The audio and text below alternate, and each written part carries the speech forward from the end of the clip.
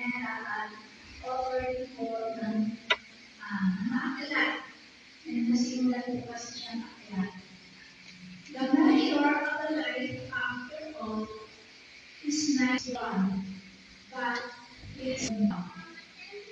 Ang sukat daw po ng buhay pagkatapos ng lahat ay hindi kung gaano kahaba ito, kundi kung gaano siya nagkaloob o nagkan.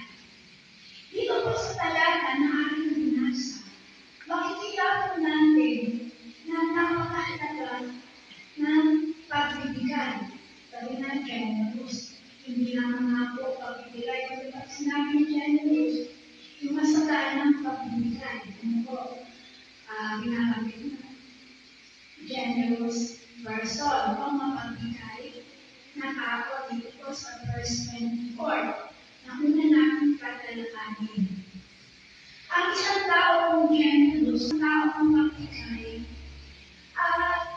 ganon ang nagiging ugali niya kasi naunawaan niya sa kanyang buhay na lahat ay ipinagkaloob ng Diyos sa kanya.